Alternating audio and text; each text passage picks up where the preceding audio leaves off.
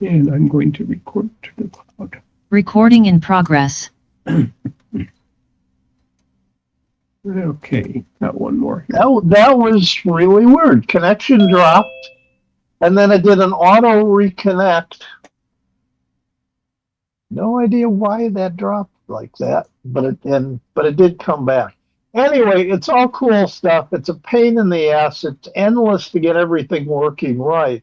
But the goal was to get everything working right. Last thing I'll say, and then I'll toss it to you and I'll stop. Paperless allows multiple ingestion modes. You create a consume directory, and anything you copy to that directory, Paperless sees it coming in and grabs it and OCRs it and adds it. But you could do it other ways. I set up the Canon all-in-one to file scan mode. It scans into a file and puts that where Paperless picks it up and takes the scan directly in from the scanner. Well, that's nice. Which is cool. And then third, you could set it up to check email stuff. So I created Paperless at Bratkovich.com. Anything I email to that address is automatically picked up by Paperless, scanned, and then it just deletes the original message because it doesn't need to stay around, and adds it that way. Cool. It's cool stuff. Well, as long as you can afford to go paperless, it sounds like you have a little bit more machine horsepower available than most of the people on this call have. Yeah, not as much as I wish I had. You can update this machine from 32 to 64. The cost of going with the 64, because it's 2 sockets, you just have to replace them, is about what I paid for the machine. Okay. Well, that's it, 64 gig. Yes, if you don't have 64 gig, then you might have a little bit of a problem. It's a 32, but it's a really fast processor, which helps because it uses Intel graphic thing. It doesn't have separate graphics, and for the AI stuff, that can be an issue. Okay, now that we're here and we are, let's see, I got everything being produced, and it's got that. Yes. Did you want to reiterate what you were talking about with the BitLocker, how BitLocker operates in Windows Home?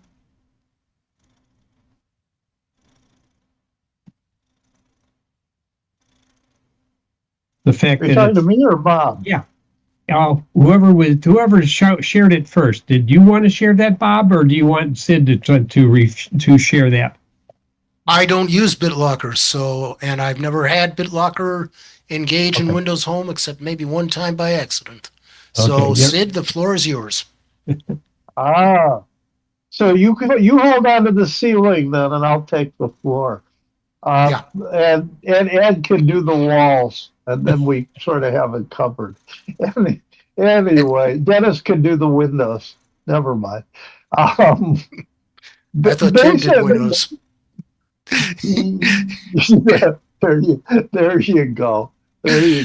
No, basically what we were saying before is BitLocker creation is a pro function and feature to make BitLocker containers.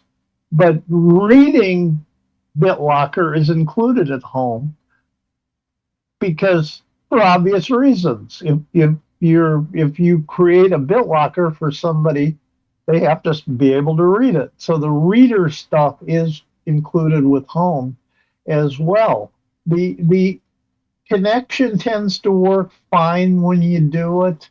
I've actually created it on a pro machine and then read it on a home machine, and it works. You can do it that way if you want to. The main reason to do that is you create a BitLocker flash drive and put stuff in it, and then you can read that on your other machines by putting the flash drive in. But the data is encrypted on the flash drive. That's the main use I've seen to do that. And the only person that can read it is somebody who has the key. Correct.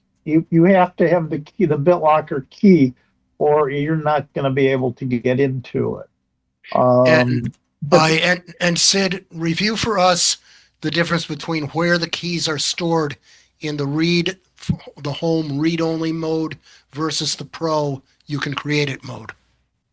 yeah, I mean, the primary place on the home mode, it's stored in your Microsoft account.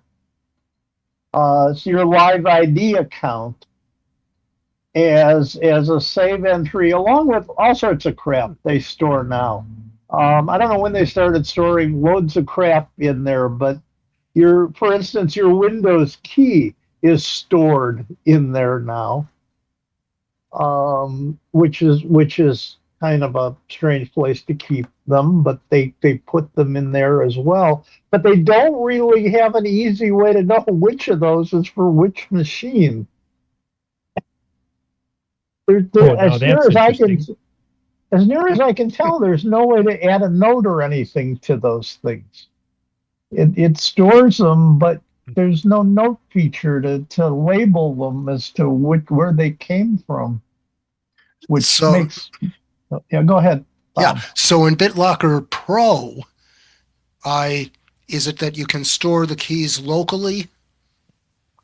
You can create a key file, and they recommend you do create a key file, and then they will say store that very safely for obvious reasons. It's on this flash drive, but then I lost the flash drive. No.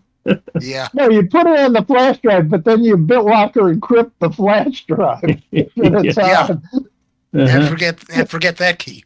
Yes. Yeah. It's sort of the way to do it. That's like the people who do the cyber currency and lose the key to actually get to the cyber currency. Don't worry. Claude Mythos can break into those now. Claude Mythos. There you go. But anyway, so yeah, the keys, you can save the key out and you can save it in a key file. They still recommend you print out the recovery key and then put that paper somewhere safe. In your safe where you forgot the combination. Yes. Yeah, but they still recommend you do that. And how many do that, I don't know. I have not paid much attention on what the alternatives to BitLocker these days are. The olden days encryption stuff was mostly compromised, from what I recall. Yeah. You had started one of those conversations with a question about Macrium Reflect. Well, Macrium Reflect came very handy with the bootable image recently for me. I had gone to my tax accountant, and he went as a favor for me because he's discontinuing a lot of his stuff. But he said, since you didn't give me your information soon enough to transfer it to the other accountant, I'll do yours for one more time. So we did my taxes and my brother's taxes, which I do at the same time. And I had just gotten home and sat down, and he called me up and he said, I think I have a problem. I got this blue screen on my PC, and it was a hex C bunch of zeros 98, which I think is an unbootable image or something to that effect, or you can't find the boot sector is corrupted. So I said, okay, I'll come over and take a look at it. So I went back immediately, packed up my computer bag and went right back and looked at the thing, and it's an old Windows 10. It was updated to the last release of Windows 10. It was a machine that was probably about not quite 10 years old, and the design was probably a couple years older than that. This is one of those HP desktops that's really a laptop with a external power supply that plugs in, and it runs 19 volts to the chassis, and basically is a laptop without a display. So I'm in there, and I'm in the recovery console, and I can do a couple of the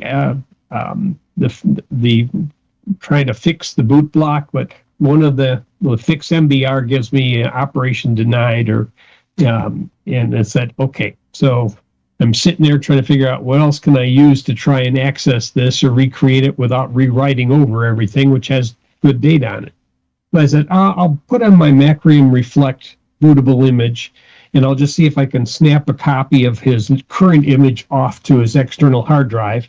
And at least then I have some backup before I do anything else with it. And after I plugged it in there and it booted up and it said, hey, we noticed your boot block doesn't point to an operating system. Do you want to fix that? Oh, yeah. So I clicked on that little thing that's popped up on the left-hand side, then let it go ahead and fix the boot block, and then we rebooted the machine back healthy again. So it just became the worth its full cost, just with that one little tidbit that was able to fix things when things don't go quite right and you didn't have a full backup of it.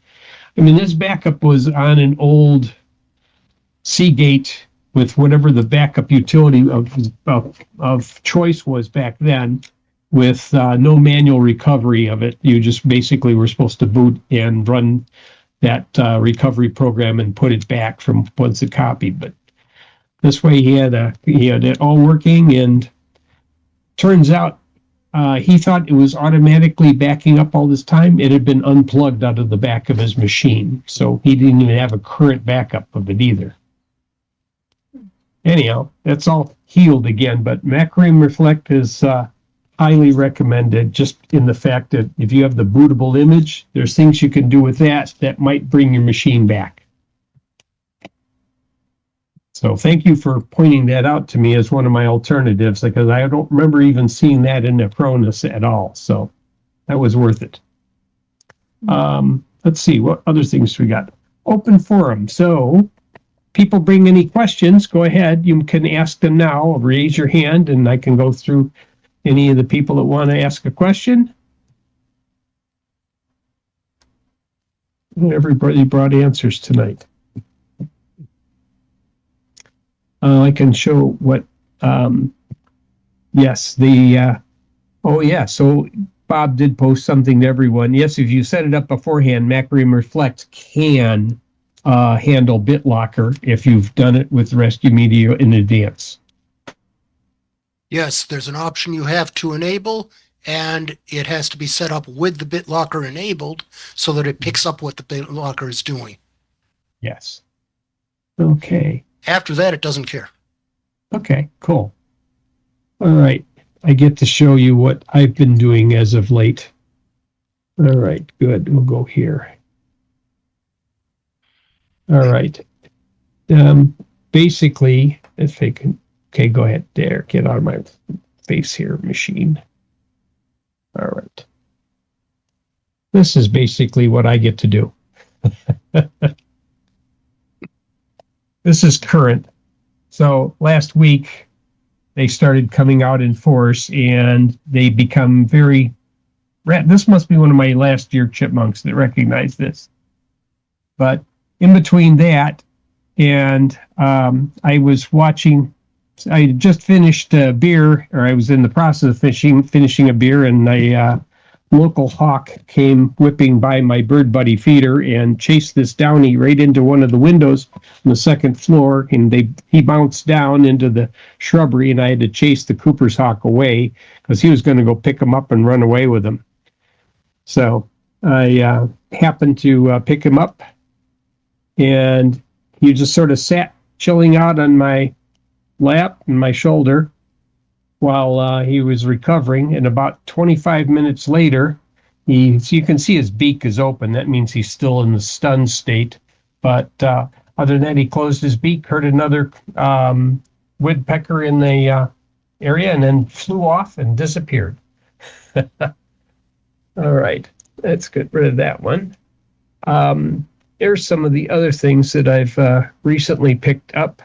This is one of the things that seems to do a pretty good job. If you have a need of a conference room microphone and speaker, and it's wireless as well with a built-in 5,000 milliampere hour battery, so it can run for 14 hours without plugging in. So if you want to run Zoom, this thing can become your speaker and the microphones with 4 microphones to pick up. definitely seems to be doing a very good job, and I intend to try this out in a conference room setting in the near future. But that's one of the things that I recently acquired, and this is another thing that looked like a very interesting item. This is a managed Ethernet switch. What's the difference between managed and unmanaged Ethernet switches? Is an unmanaged switch, you just basically plug everything in and everything is shared across everything by MAC address. So if you're talking from one port to another port, it automatically sends it to the other port without interfering on the other ports. But there are times when you need to either segregate traffic or you want to do some other operations. This thing allows you to set up VLANs so that certain devices are incapable of communicating with other devices on the same switched networks. So this allows you to do VLAN mapping on each port so that when you plug into a port, it can only talk to on the same VLANs that it is marked with. Other options that it has on here, it has the capability of doing port mirroring. If you've ever tried to capture certain types of wired or wireless traffic, if you put this in between the access point and your upstream router, and you could mirror a port, you could hook up a machine to capture all of the internet traffic on that port, subject to the capacity of the capture device, however. But you could capture all of the communications, and then you could go back and analyze those communications as well. So in that respect, you can't find this in an unmanaged switch. It usually comes in higher end routers to be able to be mirroring. The only other thing I could ever mirror with before was an old 10 base hub that would basically, every port got a copy of everything. And it wasn't really a switch, it was a hub. But this thing is going to probably be used for some of the capture on some of my IoT devices.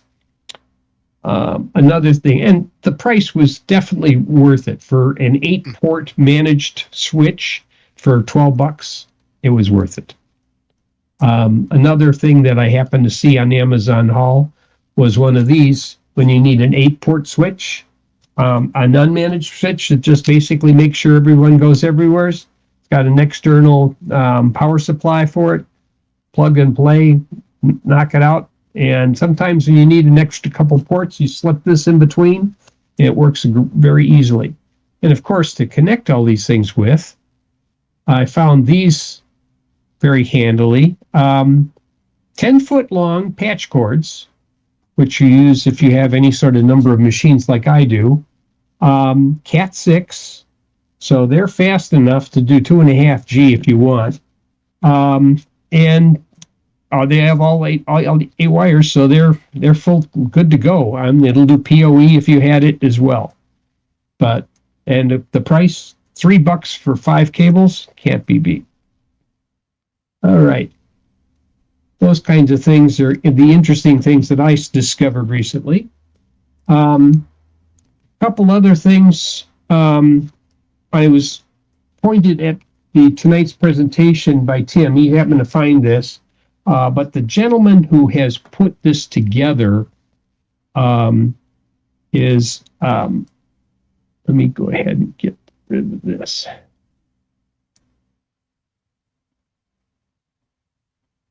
Yeah. This YouTube, basically it was let me go ahead and bring that up, and then I'm just going to pause it. Okay. This guy's name is Ben Jordan, and I'm just going to share this as soon as the pop-up windows go away here. Okay. All right. This guy has a number of very interesting security and other type of presentations he's put together, including analysis and the discovery of things like flock safety cameras. You see these in more than one location.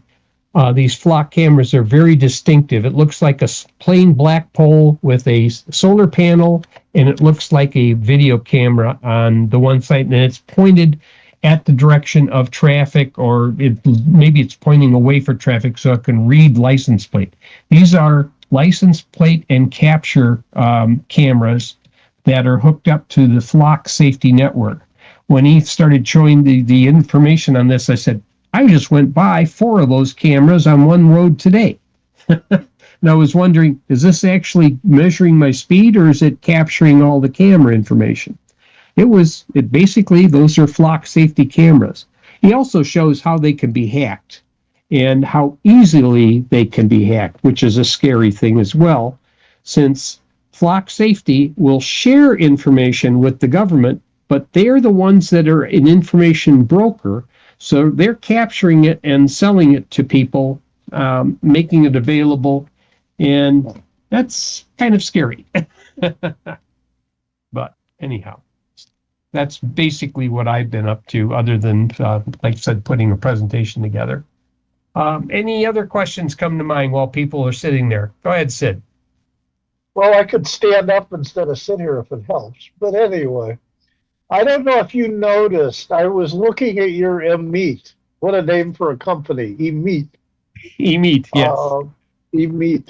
They have a thing called the Pixie, which is a dual camera, AI-powered camera tracker with AI using Sony's sensor for under $100. That's impressive. Yeah, I looked at those kind of they things. have a number of things. I was kind of hesitant when I first looked at this. I said, well, which one do I want? And the one that I happened to order, I after I received it, I realized that this is almost like beta software on here. Like the software release is something 0.8. And I said, uh-oh. So I started looking at like firmware and other stuff. And when I go to their websites for these things, they didn't happen to have this model listed at all. So I think, okay, we are brand spanking new here. They had some of the slightly older models, and I was trying to figure out, well, which one do I want? You can actually daisy chain these things together, so you can have 2 or 3 of these things in a room, and they will provide the speakerphone function for all the members that are in the room. So you just need like one big camera, just taking a picture of everybody at the table, and then several of these things hooked up to the Zoom session, and then it turns it loose. It's very clear in listening to it. Yeah, I know. I noticed they also have eMeet conference speakers, which are also incredibly cheap. Well, there's some other ones that are out there. If you keep on looking in those lines, you'll find the ones that are $1,200 or so. Like, okay. Well, no, I know what those are because Yeah. I've looked at those. I mean, I've not found anything as good as Owl, but Owl is really expensive stuff. Yeah. It's Or great if you're stuff, looking but at it's really the Shure people make other stuff like that as well. And it's also rather expensive. So yeah, I mean that stuff is definitely at corporate level. That's why I'm looking at some of these eMeet prices, and I'm going, oh, well, I'm talking back and forth on this one right now. I have it plugged in on the USB. I have not tried to connect it via Bluetooth. I figured that might be pushing my luck a little bit, trying to make everything talk that way. It should be able to do it, but I think I'll just try it wired first in my first couple Zoom meetings and make sure it plays nice. So you guys are guinea pigs right now. And it's got a nice set of buttons on it. It's got a mute button. It's got a Bluetooth button. You can crank up the volume or knock it down, and it can hang up the call. I think it can probably, if I press that button, it'll probably hang up my Zoom session, but I'm not going to chance it yet. Might not be a good idea. yeah. But Except my German Shepherd Zerpy doesn't like the thought of being a guinea pig. Okay, he likes guinea pigs. She likes being a German Shepherd, so there. Yeah. Have you ever seen this particular option offered called Wi-Fi Motion? Oh, you've I've seen read Wi-Fi some. Motion. Have anybody else seen Wi-Fi Motion being offered by Xfinity and Yeah. also by i3, the fiber provider? Xfinity's trying to get me to do it, but my apartment isn't large enough and I don't have the right kinds of devices for it to do anything. Actually, you don't need much devices according to you look at the presentations, and I found some YouTube things that explain how it actually works. It's actually relying on the fact that some of you are using Wi-Fi 6 capable devices.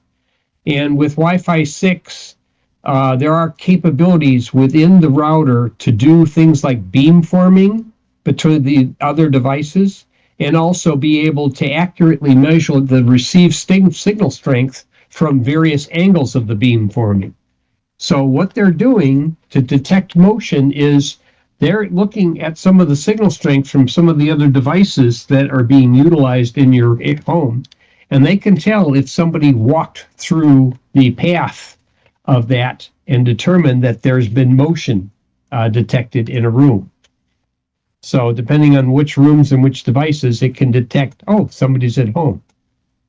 So if you think about this, and it's part of this is in my presentation on the final slide, but if somebody happens to walk in and they are using Wi-Fi calling with their phone, not only does the Wi-Fi, the Xfinity Wi-Fi mobile.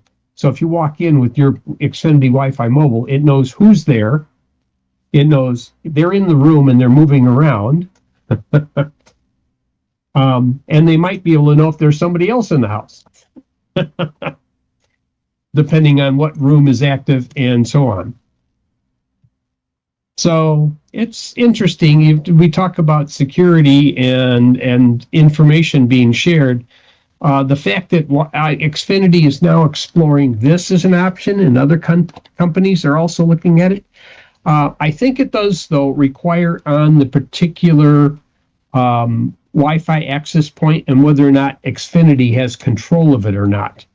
Because if you have a separate cable modem and a separate access point or Wi-Fi router, and Xfinity doesn't get into your Wi-Fi router, they're not going to be able to detect some of that information. So they'll only offer the Wi-Fi motion with their combination cable modem router device, which has access to those underlying layers.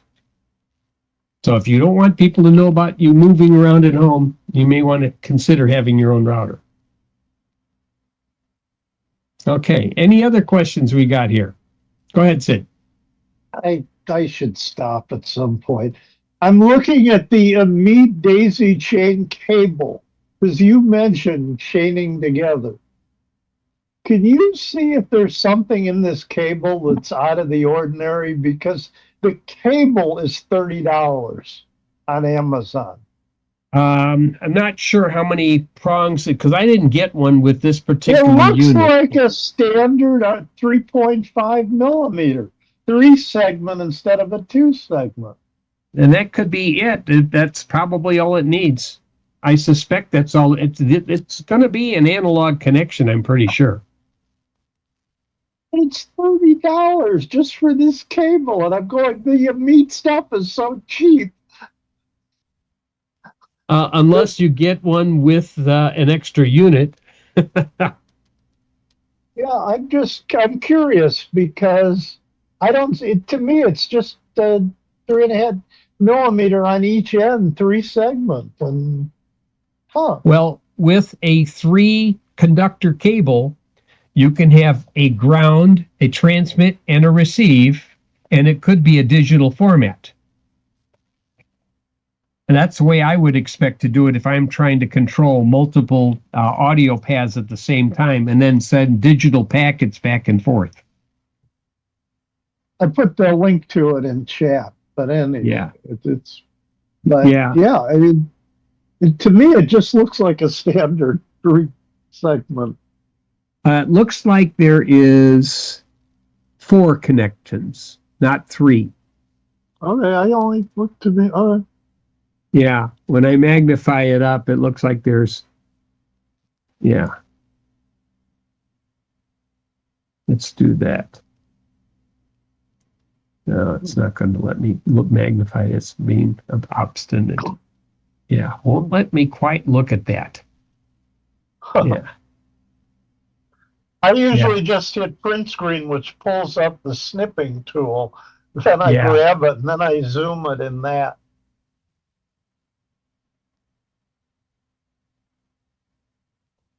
Click to see full view. There you go. Yeah. And it works with all these particular ones as well. So yeah, it could, I mean, if I had two of these things, I would try and use the one of the recommended items at the bottom, the sync wire 3.5 millimeter braided nylon 1 meter hi-fi sound cable, and see if that would be a good replacement for it. Yeah, the other thing weird, if you read about this item, it says stretchable length. This cable is extensible. Okay. How do you stretch it? Not more than once. Yeah, really. It says it's Yeah. 118 inches long, but stretchable length. 118. Well, that's a little less than what, 10 feet? Mhm. Yeah. It's a hair Yeah. less than 10 feet. Yeah. Meter and a half, something like that. Oh, more than that. Two It's and a half over meters. 2 meters. Yeah, it's not quite, is it 3.28? No. It's less than 3 meters. No. Interesting. I don't know why they would advertise it as 118 inches though. Normally everything would be Well, metric. it says it's stretchable, so Yeah, obviously it's stretchable. Anyhow, I chanced, I said, oh, I'll try it. And I fired it up and started playing with it, testing it with my Zoom in standalone mode and said, sounds clean. And it sounds, like it could do the job. And it's got a 5-watt speaker in it, although I don't think it would probably be distortion free at 5 watts. But through normal PC speaker comparison, it's an improvement. Okay. Well, if there's any other questions, I will go ahead and I can start the presentation, and then people can comment on it afterward if there's anything to be shared after. Oh, go ahead, Sid. I found this last question not related to anything we've talked about. So I have this little Ace Magic, and it's running a bit hot because of everything running. Now, what they say is, in a lot of cases, it's that they use cheap paste. Which on the for the processor being able yeah. to for the heat sink, yeah. So is that worth changing the paste? You know what? Before I go and open anything else up, if something is running hot, I found that the easiest expedient is to put a fan on it. Believe it or not, I mean, sometimes if I have like a small device and I got an old USB cooler, I'll just put that underneath it, plug it in. I put one of those USB coolers that had one dead fan underneath one of my X1 boxes for Xfinity, and it cooled it down a lot. What kind of fan did you use? One of the USB coolers. You know how under a laptop, you would have a cooling fan that you could plug into a USB port and it's powered off a USB? Yeah. Well, they're relatively inexpensive and they're cheaply made, of course, but if you got one with one good fan and you put it underneath something directly below with the thing you want to run air over, a lot of that time it's just, it takes a lot of the heat away, and that's just enough to make it worth it. And you're not spending anything extra. I mean, what is it using? Maybe about a watt or 2 watts. You're a brilliant man, sir. That's a great idea. It's an easy thing to do. Ask a lazy guy how to do something, and he'll have a good solution for you. I like that. I think I have one in the cabinet. So I'm surprised if you don't have a dozen. Okay, I hope everyone can see the screen. Is your smart camera guilty of oversharing? Okay, so I would recommend everyone who's listening to this to take the time and watch the YouTube presentation on their own, because it's like about 30 some odd minutes long all by itself. I'm not going to play it here because they probably would do a takedown notice on our stuff for sharing somebody else's YouTube information, but I didn't want to take that chance. But it identifies some of the issues present in using AI to recognize subjects on video clips taken by smart cameras, which had been posted to the cloud. And he focused mainly on the Ring cameras, okay, because of what Ring has done with some of their capabilities, and especially the search party, find your dog capability when it came out on a Super Bowl commercial and raised quite a ruckus in the security areas. This gentleman that puts these presentations together, again, focuses a lot on security and cameras and your information being shared indiscriminately by non-government agencies. So just in terms of smart cameras, if we say, well, how many of them can there be out there and how many can they make? Here's some of the rankings in this slide. Simply Safe happens to be one of the largest ones out there and the most common one you will find in terms of reliability and in terms of recognizing items. I mean, Simply Safe can recognize human movements versus animal movements and respond accordingly. So they know to dispatch the police or no, it's nothing more than the coyotes got into your garbage can. ADT is out there, but ADT does share information with other vendors, and that's how they make money. ADT is worth, I don't know, $6-7 billion or something, and it's been around for 70 years almost. Now 65, I think. Ring is one of the better ones with 4K options, with smart home integration. Wyze cameras out there. Lorax, I've heard of both Wyze and Lorax. I haven't used any. I was tempted into getting an Arlo at one time, but decided against it at the last moment. Google Nest is out there. So is Blink. And Blink is like an also ran with Amazon, but they've frequently been on significant discount. And I had some familiarity with Blink cameras in the past. So I thought, okay, not a bad one for me to try and use. Swan is another one. They were big in analog cameras before they got into digital. And Eufy is another one with also with very good local storage capability, so you don't have to have the cloud option. But if you don't have a cloud option, you probably are not going to get people recognition unless you're building your own AI engine to analyze your own clips. Because they're going to rely on an AI analysis to see, okay, what is that that's moving? So what are the issues that he is bringing up in Ring?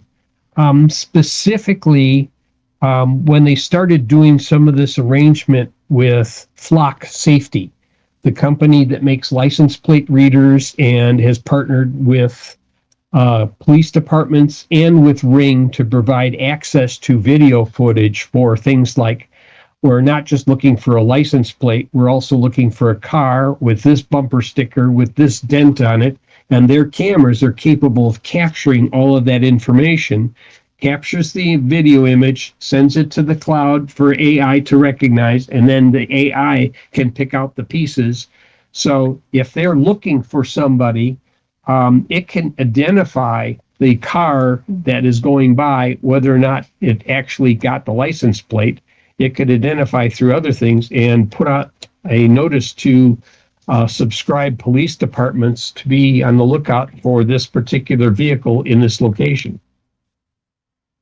So the problem that he had brought up in this YouTube presentation was the sharing of information, including the Neighbors app and the police portal, which can access the shared data. He bemoaned the fact that there was issues with some of the access capabilities to this, not even supporting two-factor authentication, which Disney's going to require you to use two-factor authentication, but police departments don't. Kind of ridiculous. Even non-Ring users can access some of these portals if you set up the account, and now you can access the Neighbors app. But even if the sharing with Flock Safety is blocked, third-party companies are still gathering this information, mix and combining it with some of the other information they may know about you, and then sharing it with both law enforcement, and this was surprising, insurance companies. And then again, the Search Party app, which can allow Ring to search the neighborhood for a lost pet. So anybody can go sign up, and if you have a Ring account, you can use this one, neighbors.ring.com, and you can even sign up for some of these things if you don't have a Ring account, and be able to access the cameras that are sharing video in your neighborhood. And then this is the public safety version of that same thing. Also, did not get blocked or anything by my IP address. It just said, yeah, here you can log in, email address and password. Did I try and create something for this? No, I did not make that attempt. But if I wanted to, but then it would tell me, oh, are you going to share your video with me? Search Party. So if you really want to know about Search Party, if I click this link, it would go and show you the ad that went out at the Super Bowl commercial about somebody who lost their dog, and then basically using all the cameras in an area to help identify the log. But if you look at the statistics of how valuable you think this might or might not be, there are articles out there that will analyze what their success rate, over a dog a day is found or something to that. Okay, so what is your real success rate? It's really less than 0.3%. And if you use the microchip to keep your dog and make sure that somebody could scan to see if that was your pet, you'd be a lot better served by using something like that. But what company is helping Ring to find the lost dogs? Hold on a second, make sure this is not something I need to address. No. Okay, good.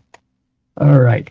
Palantir data analytics is used to help match that missing dog with their photo. Do we have any reason to trust Palantir? Government seems to want to trust them with ICE, IRS, Treasury, DHS, DMV, police records, subpoenas, social media records, voting data from Florida and Pennsylvania, and HHS, but who would worry about that? I think it's a reason to be concerned. The Search Party app was originally conceived to be able to search for a lost dog, but even the founder admitted it could be extended to search for other objects beyond dogs. This was something that I wasn't sure of. He also brought out the fact that insurance policies have a thing called a cooperation clause that can give insurance company access to your video content should a claim arise.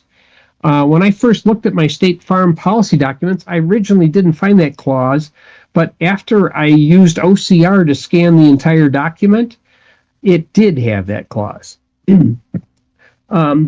What does cooperation clause require? Basically, a cooperation clause says that if the insurance company knows you have a security system and you make a claim, they can ask for your video surveillance information, and they may already have access to it if you have a Ring camera, because they can get it from Ring if they needed your information to see whether or not, oh, your car was broken into. Did you lock it? They could go back to your video footage and see whether or not you pressed the button to do the locking or you left the window open. They could do things on that order. Could deny your claim. If you refuse to give them the video, let's say you had it on a SD card and it was encrypted and you refused to give it to them, they can deny your claim if they can't be granted the video. So if you've already told them that you have a video security system, then they know about those kinds of things and they could get access to them. In my case, I have a discount for a monitored alarm system, but I have no monitored video with that alarm system, so they have no idea unless they were to get it from Blink. And currently, Amazon does not share Blink information with anybody yet. They could. There are also instances where insurance companies have partied with third-party collection by offering reward programs. Oh, if you sign up with us with this reward, we'll give you a free Ring camera. Now they have access to your video as well.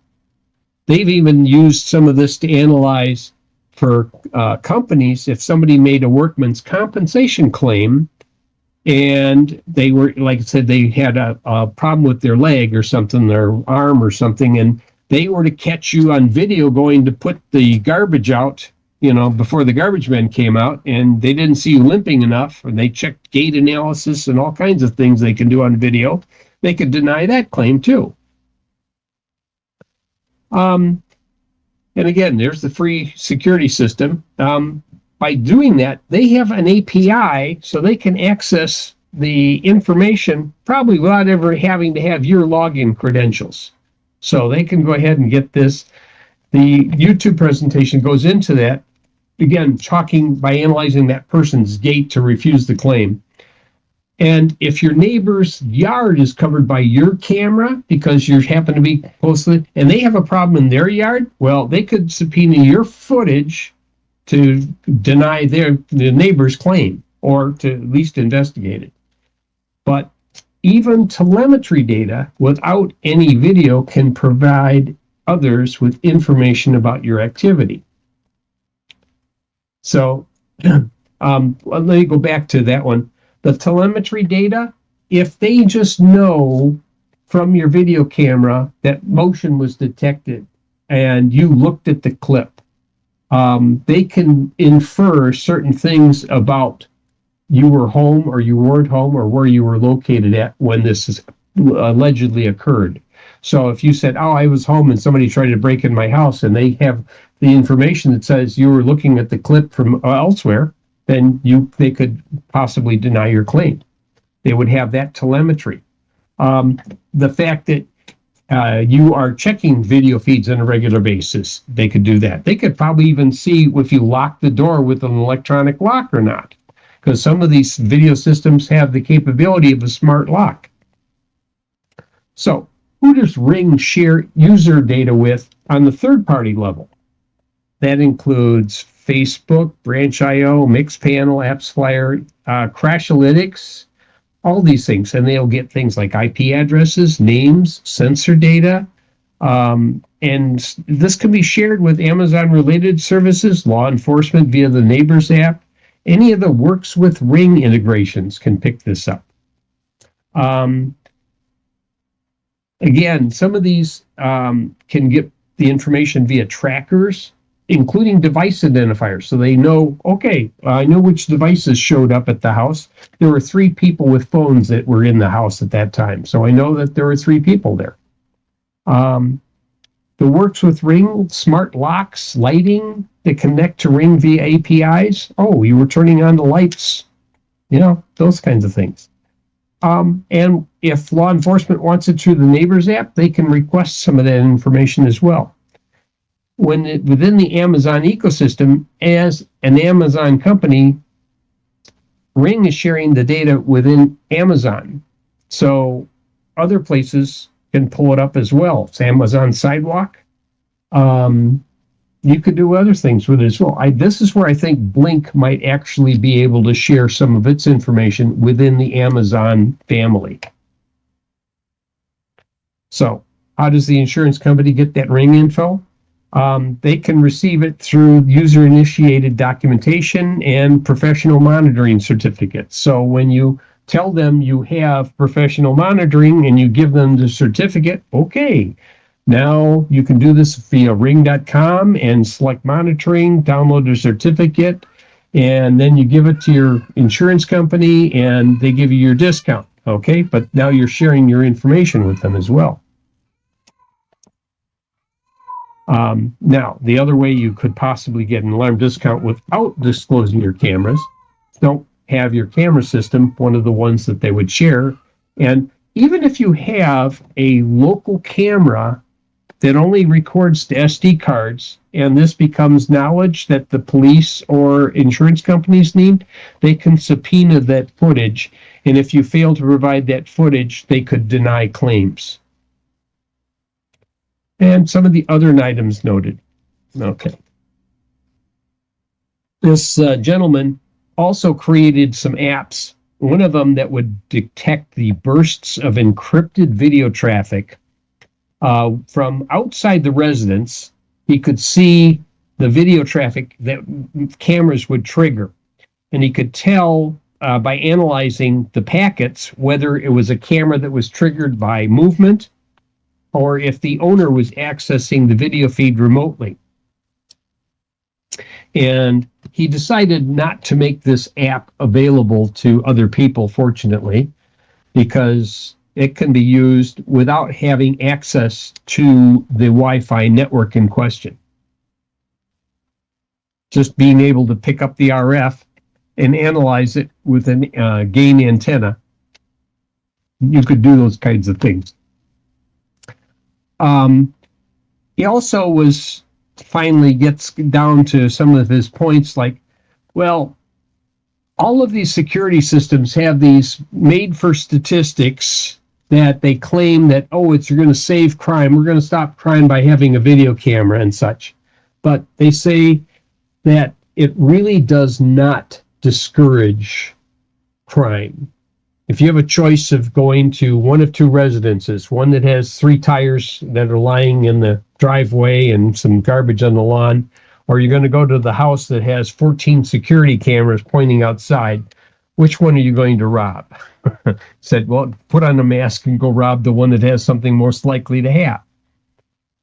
He said the biggest deterrent happens to be having a dog. And dog walkers and people that have a high collection of dogs in a high crime network area have a way of diminishing crime. So if you want to search for that article, there's a pause on the street level concentration. There's a whole article on that one as well. Okay, final points on the YouTube presentation. He states as a conclusion that having a cloud-connected camera from tech conglomerate makes you significantly less safe. Mm-hmm. And when he actually had talked to Amazon about the terms of service changed, and they did not ask for his approval on this, so he pointed this out to them, and they happened to offer him the option to return all of his Ring cameras for a refund of the original purchase price. That's unusual.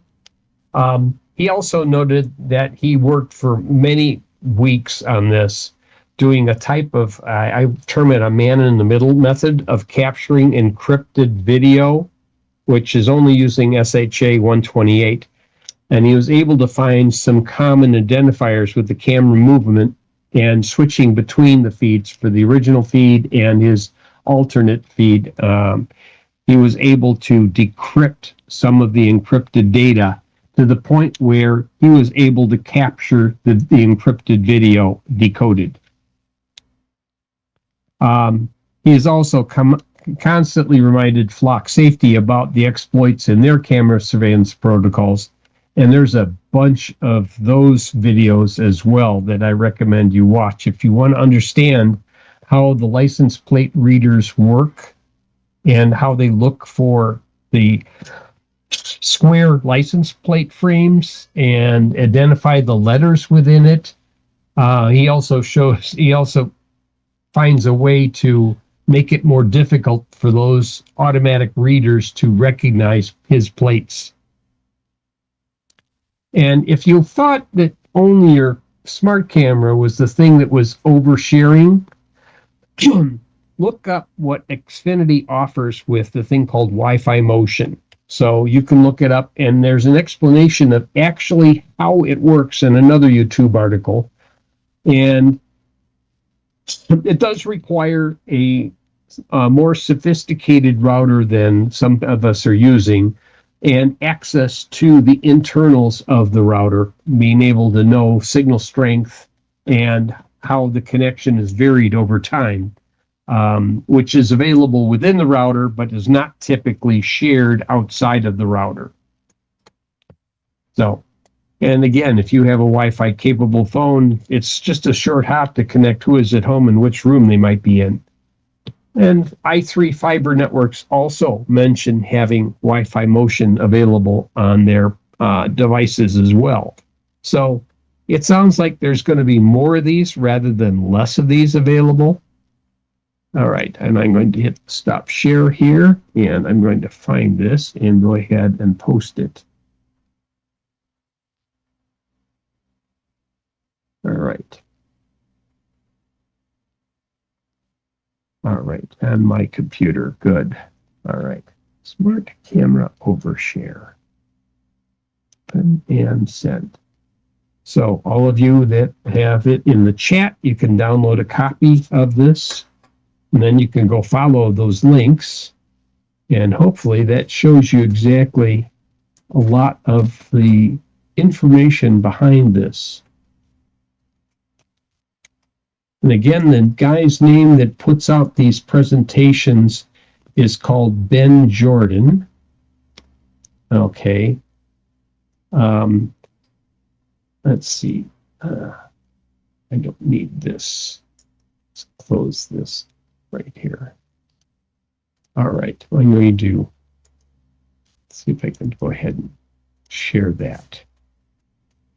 Some of the articles that he has currently on YouTube on his channel. He does have there's like a sponsor that he can get reimbursed for some of the watching of this as well.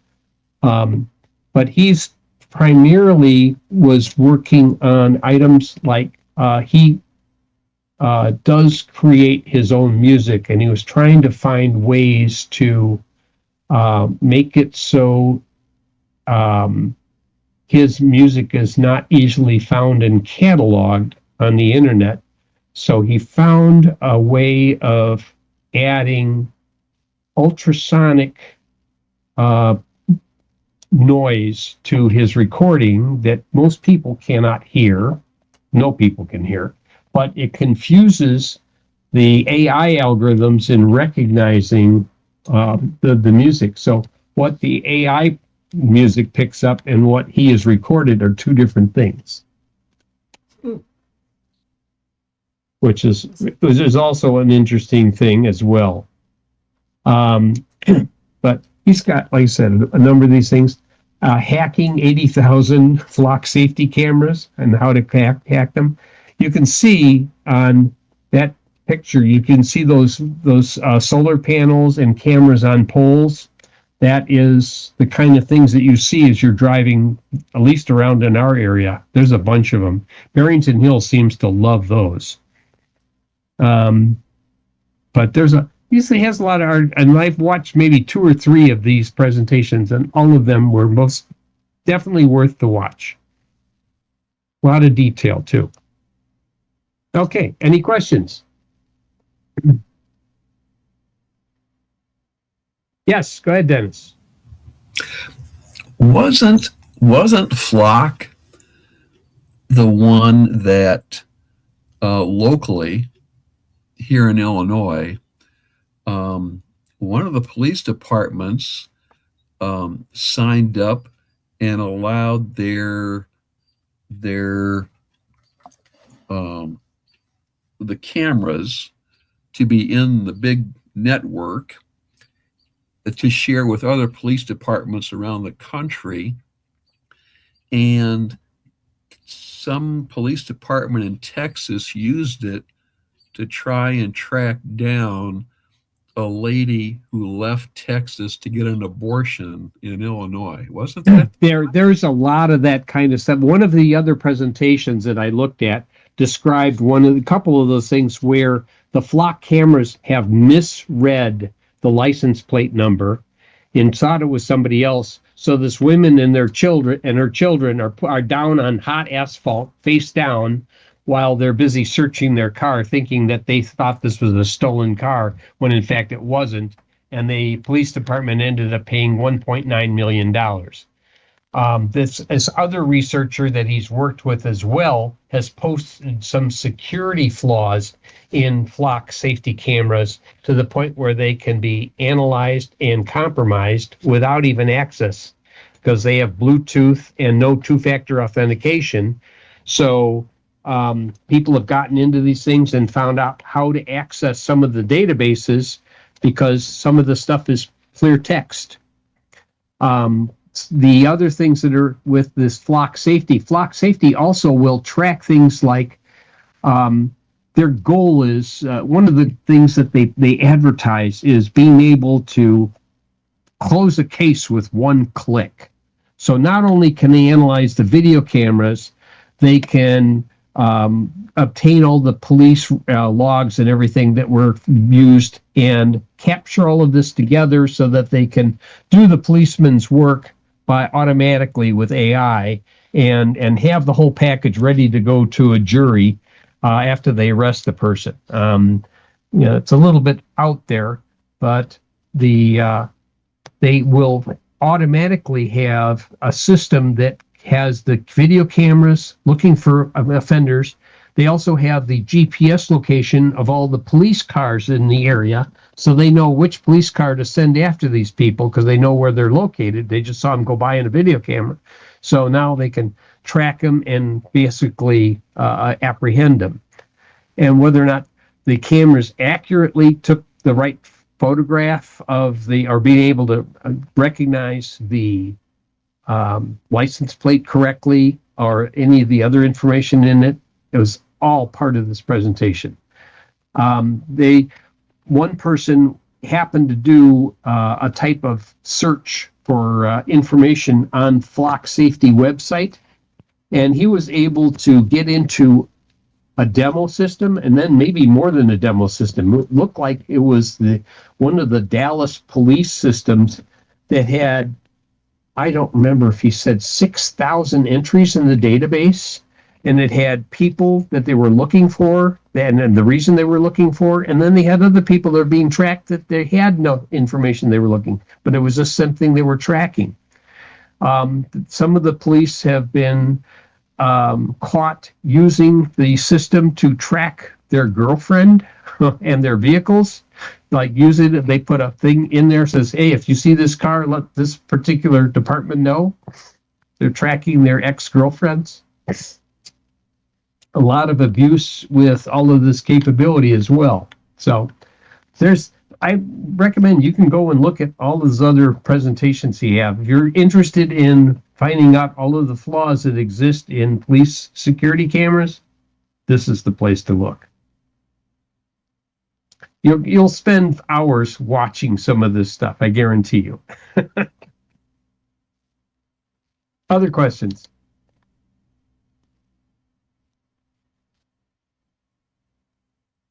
I mean, if I thought about it, I could just say, okay, watch one of these presentations and I'll go get myself a cup of coffee and come back in half an hour and you'll all be enlightened by it. But this guy is definitely a techie. He goes down into using Wireshark and PCAP capture and other things to be able to capture packets and analyze the packets. I mean, I can identify with that because I used to do this for a living when I was doing some analysis of certain type of wireless systems for Motorola. So I definitely go through that. He even has one thing where he took apart like an old Motorola security camera that was like a license plate reader. And I know some of the people that created the Motorola license plate readers over 20 years ago and what they had to use to create them. But some of the ways they take the snapshots of the license plate using a type of infrared flash photography. So they have just the right amount of infrared flash to be able to pull up the license plate image and be able to recognize it. but he describes all of that as well.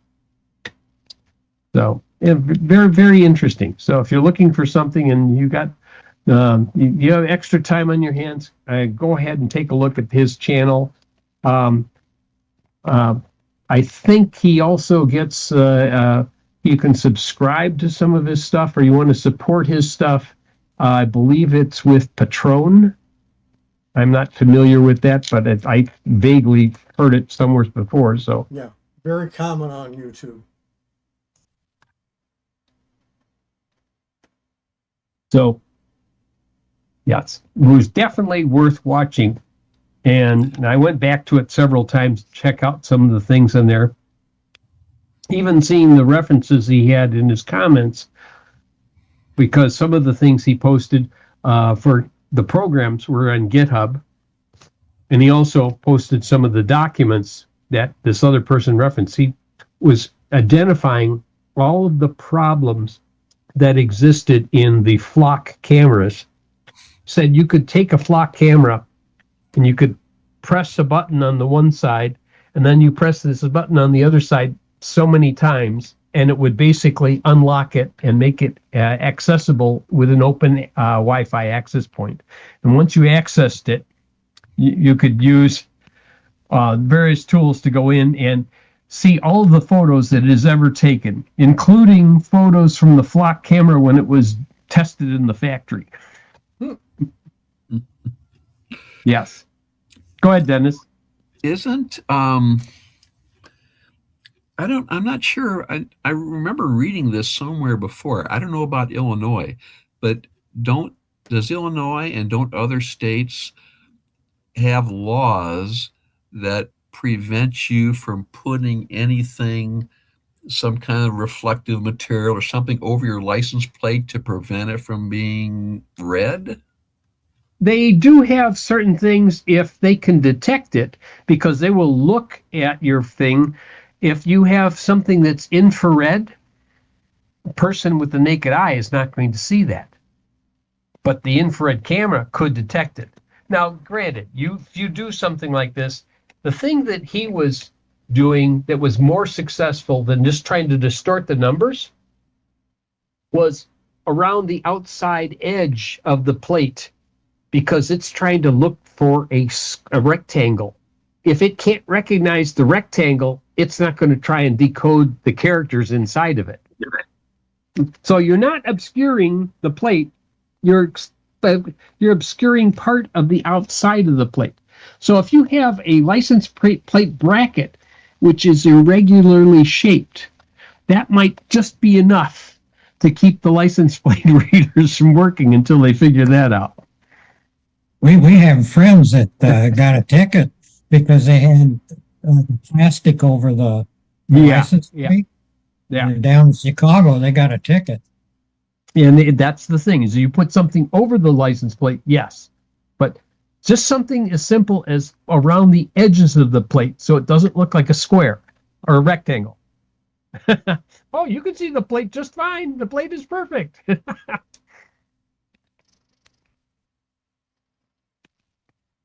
But there's a thing in there where he goes through all of these things trying to see what messed with the plate the most. How many of them distorted the letters? And he, like I said, he experimented. He actually made the equivalent of a license plate reader, but with state-of-the-art components and using like a GPU and some other stuff to help find the stuff and creating. It's a lot of work. Trust me, that was a lot of work. But he actually made a better license plate reader than most of these license plate readers can work. But it's like I said, it's really, you could probably have several presentations just going through some of the things that he did. But having him explain it worked out pretty good. So, like I said, start with some of those links that are in the presentation. You'll find some of the other things offered next to it. And, hacking 80,000 flock license plate cameras, that's an interesting one too. But like I said, it's definitely worth the watch, and I had fun going through all of that. Yeah, do you raise your hand again, Wayne, or no? Okay. Any other questions? Any other subjects you want to talk about tonight?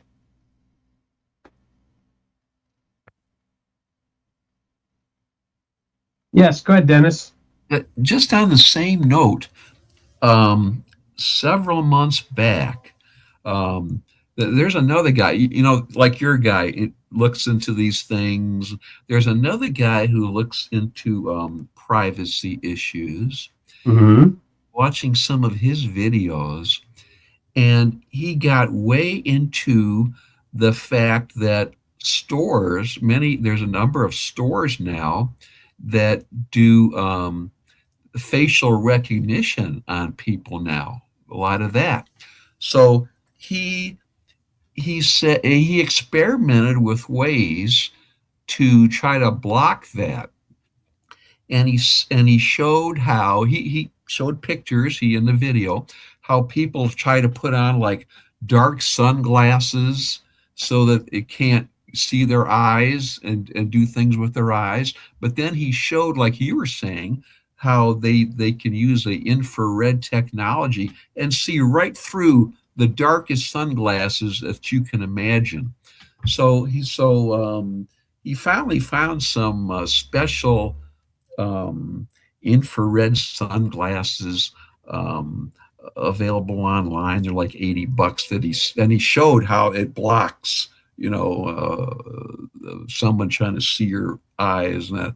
But it's all very, very interesting stuff. I mean, There was I'm trying to remember which one of his presentations, but one of the things that I followed on after I watched that first one happened to deal with all of the things that Walmart knows and can share about you, including recognizing your license plate in the parking lot, seeing you as you walk through the Walmart store, knowing what your credit history is, knowing what your spending habits are from the last 14 trips that you did to Walmart,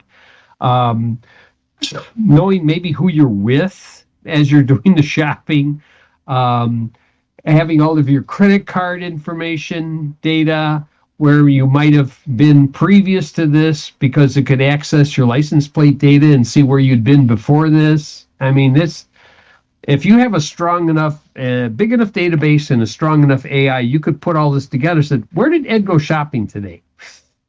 Okay. Now we're going to start sending you emails that said, oh, you should only be shopping here. We want you to be our only pet store. Have you seen those ads come through? Where PetSmart says, we want to be your only pet store. How do they know that I have a go to Petco occasionally? How do they know I picked up some cat food over at Walmart?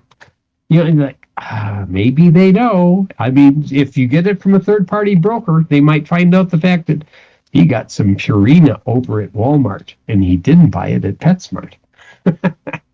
Well, one thing they also are able to do is, based on all this, they have real-time shelf tags, which can change the price. Oh yes, they have recently been migrating all to the real time. I know exactly how those shelf tags work because I worked on one of the systems. The group I was with was trying to put the proof of concept together and actually developed some of those things. The shelf tags themselves are not Wi-Fi. Do you want to know why they're not Wi-Fi? The battery wouldn't last. They're e-ink, they're running on a coin cell, and for the most part, most of these things are all controlled by something like Zigbee. So they are addressable. There's probably about up to 15 to 20,000 shelf tags in a given store. And depending on how they're organized with the access points and other things that they have, you will have multiple access points to control things. And you can have one shelf tag talk to another shelf tag to relay information if that is needed. So, But- so you're not saying it changes the price because it knows it's me versus another person. No, it's not yet. Not yet. But if you're shopping online, they can make a decision, and that's one of the things that's come up recently. Based on what your shopping habits are, and you might get a different price. I mean, right now, if we do scanning for the same thing on Amazon, we might come up with different prices. Could very easily be done. Oh, you're a Prime member. Oh, you're not a Prime member. Oh, maybe you should be a Prime member because you get this price. No. The selective pricing that has been in the news as of late, being able to know, oh, is he a good credit history? Oh, we should give him a good price on this, so we'll go ahead and buy it. Yes. All of that can come into, and there's been, they're trying to figure out how they could even craft a law that would be able to, A, detect it, and B, be able to legislate against it. But yeah, that's a lot of work. It's going to take some doing. I mean, how do they prove that who's doing this? You were complaining about or mentioning that, you know, the law enforcement was prohibited in using some of these things, but third parties are not prohibited from sharing the information. So that's why police departments don't own flock cameras. They rent them, about $3,000 a piece per year. And then they get all the data accessed, but they can share that data with other people or other entities as well. Anybody who wants it, if they want to pay for it, you know, they can get access to that data. That's where they're making the money. That's why Flock is now worth like $8 billion and ADT is only worth $6 billion. And to influence the lobbying and such, Flock Safety paid over $92 million to influence local elections and policy in 1 year. Yeah, go ahead, Tim. One other thing. In 1979 in the U.S., a law was passed at the federal level, and it allows the government agencies to purchase from third-party brokers any data they want. Mm-hmm. Therefore, you have no privacy, no security in anything you do anymore. There's even now cameras in your toilet seat.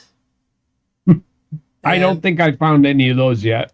Well, no, I've seen an article about it, and it's crazy. And literally, we're buying this stuff and thinking nothing about our own privacy. We are concerned about our privacy, and yet we keep doing this dumbest damn things, breaking our own privacy. And if you were in the UK, in the European theater, a lot of the stuff is protected. They have laws against some of the capture of this information and sharing. We don't have them here. Right. There's also a side topic that's recently a hot button issue. There's an online, I'll call it a word processing type suite called OnlyOffice. The reason this came up is because all the developers are in Russia. And so Europe got real concerned and is creating their own version. And there's a dispute going on in the GPL3 license that OnlyOffice put some extra things in that are supposed to be left in if you did a clone or what is called a fork of that software. And the people in Europe creating this new package are eliminating that stuff. And so that's going to be an issue. LibreOffice and Collabora have been partners for 10, 15 years or something like that. There were 30 Collabora contributors, etc., that were members of the board of the foundation for LibreOffice. And recently, the organization threw out the 30 Collabora developers, maintainers, but asked them to continue on with their contributions of code and ideas, etc. So that's another issue going on. Uh-huh. And there's another place, another YouTube set of channels that I also was wandering through that I saw similar threads. There's one called Reject Convenience. So if you look for Reject Convenience, that also has a number of these things with privacy and sharing of information. Go ahead, Bert. Well, we talk about technology. Because cars have so many computers built in, reading license plates shouldn't be an issue anymore because you just should be able to talk to the car. Well, that would be okay if you're only talking about the newer model cars. They stopped talking to my car when they shut down 3G. Well, So- everything takes time to phase in, but it yeah. seems like you don't need a visual look anymore because it's Uh-huh. already every car's telling everybody who it is. Yeah, you can get some of that information, but I think, like I said, I lost my my OnStar capability with GM back when they decided to sunset the 3G system without offering me a 4G upgrade, like a dongle of some sort. They were talking about doing it, and then they decided, oh, it's not worth it. I mean, I liked it from two things, and two things only I liked about the OnStar capability. I don't have a big screen on the dash of my car, so I have no way of checking the actual tire pressure from the last time I went out to see whether or not I got to go and fill all the tires or not. Whereas with OnStar, I could go to the OnStar app. What's the current tire pressure? Oh, right rear is low. I better put some air in it. Can't do that anymore. Well, I On have the other- it still on my car, and but it just seems like there's so much stuff built into cars' computers now. There is a lot, but there's other stuff that's protected. I mean, some of the stuff you can't access unless you plug in to the onboard 2 diagnostic port. However, you can plug in an adapter into the onboard 2 diagnostic port and pull a lot more information out if you have the right software to talk to that dongle and access the information. One of the guys I worked with developed one of these things that did Bluetooth, and then you could run an app on your Android or iPhone, and then you could pull all of the information out. In fact, even change some of the performance characteristics of your car by changing some of the information in that. But unless they are actually sharing it via a wireless technology that is currently used, and I'm not sure what their capabilities of actually accessing the information. I know that they can locate cars if they have the OnStar capability or the equivalent of what it is, Android Auto or whoever. They can also shut down cars, but they usually can't do it. Even if it's in a police chase, they won't do it because they're afraid it's going to stop on a track and somebody's going to die. I don't know why they don't do it more often. Yes, Getting back on that privacy issue I was talking about, I also saw some videos about this very issue that Bert brought up. People trading in their car, for a new car, or people buying used car. These guys online showed how the immense amount of information that they can get from those in-dash systems, because when people hook up, when they're in their car, they hook up their phone, their cell phone. Uh-huh. Yeah. And let's say they're buying something, there can be credit card numbers, all kinds of personal information that they're using their phone it's using going through the car. Well, I'm not sure how much of the car actually has room to store all of that information. I mean, it could be copied to something else, but I don't think the car is going to store this unless you have a subscription that you need to, like an OnStar subscription or something, and you happen to have it loaded into your OnStar app in your car, and maybe that would need something there. That's a possibility. But This is the Cadillac app, and it's got a map, knows where I am and where my car is all the time. yeah, and because it's sharing that information. And I could locate where my car was when I took it to the dealer when I had OnStar. But it's actually doing a real-time lookup on the car when you are trying to locate it. So it's not, it will remember the last time, and that's stored because the OnStar app would store it. But can I locate where my car is now? No, I have to look out in the driveway and see if it's still there. Because I no longer have the OnStar. The other thing that OnStar offered me was being able to do the what was it? Was it the remotes? The remote unlock. If you didn't have your keys or something, or left your keys inside. I mean, in that respect, the Toyota was smarter about that than the GM was. With Toyota, with their keyless entry, you just come up, you touch the handle, it recognizes you because you got the key and it opens the door for you. And if you try and lock the door with a key inside, it won't lock. Well, GM. Also, you can warm the car up in the summertime. GM will lock the car and leave your key inside. And then you could use OnStar to call them up and please unlock my car. Click. But I can't do that anymore either. Because, like I said, all that OnStar only moved works beyond if me. the battery's good. I Yes, had to it go only down works twice. if the battery. Yeah, it only works if the battery's good. But that can be the problem with your well, with the Toyota. They have a way of having it when the battery was weak. You would take the key out of the key fob, use it to unlock the driver's side, and then you could take the key fob and hold it up to the start button.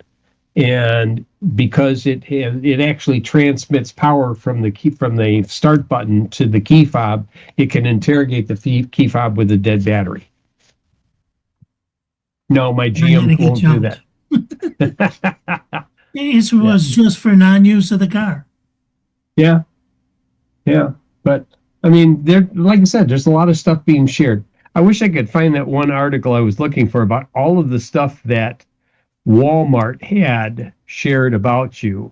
I mean, I know where I can show this. If I go into YouTube, I think I can look at my YouTube history, right? .com.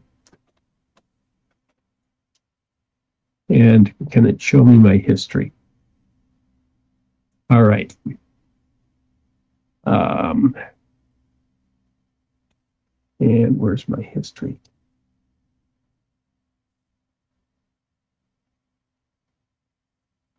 No, it's not going to be immediately. No, I do not want to watch and look at my. Oh, there's history. Thank you. All right. Breaking the creepy AI in police cameras. That's another one by Ben Jordan. Let's see. How does Wi-Fi motion work? Yes. Hey, Ed, while you're looking for that, let me just share a screen real quick. Okay, go ahead. Let's see if I can bring it up. Entire screen. How do I do that? Share? Yeah, share. I see cancel. I don't see share. Do you see anything or no? No. Not yet. I don't know how to do this. Well, you got to share, and it picks up a screen, and then you got to choose which window you're going to share. Oh. Okay. And then click the share at the bottom. Yeah. Okay. There you go. Okay. So this is the one I was talking about. I'm partway into the video here at a minute 23 seconds.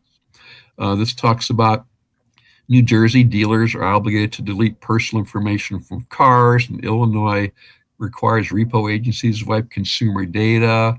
There's another point in here. Let me find it. Auto wholesalers face significant risk by leaving personal information in vehicles. So it's really Well, the one thing they would have to watch out for specifically is GPS data in the cars. Like if one thing they told us to do when we first got our Toyota was don't put your home address in. Put an address down the block. Because if you leave your car keys in your car and somebody finds your keys in your key fob and they're able to get into your car, they can take your car to your house and then they could use the push button to open up the garage door or whatever. But if you're down the block because you didn't put your house in, but one that's far enough away that your push button doesn't work, that might not let them into your house. But I mean, that's stored in there. You have like some sort of home and the last one. Yes, Sid. Okay, had to turn off mute. You're right. Distance between location, biometrics, and driver behavior. Voice. Oh, even voice talking on your phone. Interesting. Let me unshare. Yeah. I mean, the other way to do that, Ed, is my inner door to the house has a deadbolt. So they can open the garage door, they can get to the garage, but they're not getting in the house from there. Yes, that's usually, but if you don't lock it all the time or you don't deadbolt it all the time, well, that could be a thing too. It's electronic, and after 20 seconds, it locks itself if I don't lock it. Let's say you sold the car, but some of the cars remember they're still bonded to your Chamberlain garage door, Sears garage door opener, and they can just go there and use the built-in push button on some of those higher end cars and open up the garage door as well. Yeah, no, and I agree with that. But my point is opening the garage door doesn't get you to the house. It gets you to the garage. You need a separate code to enter the house from that door as a way to do that. And actually with the new Kia, I have an old Chamberlain portable thing on the visor because to use that with the Kia, you have to pay them an extra monthly fee. Just a question, Sid. If I get into your garage, are there any saws or sledgehammers available to get into your house? There you go. Yeah, there's a sledgehammer. There's at least one. No, let's see. There's 1, 2 mauls and two sledgehammers in my, and there's an axe in there too. So yeah. Yeah, the only problem is then you break through the door and there's a German Shepherd there going. That is the best deterrent there, unless you're feeding the German Shepherd on a regular basis and he's waiting for you to get in there so he can get his treat. Yeah, she doesn't do well around people she doesn't know, so it would probably not end well. Yeah.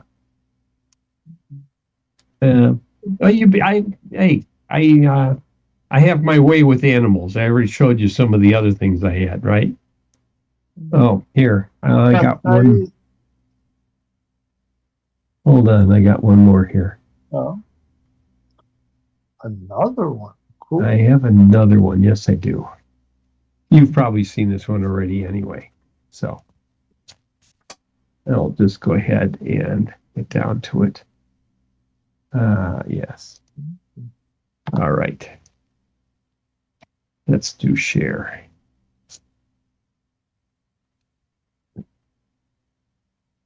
Say hello to my little friend.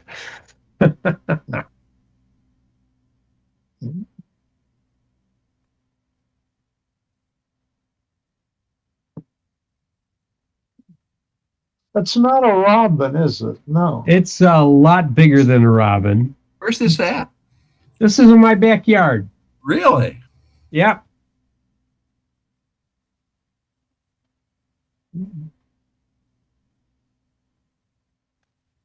That's all it takes.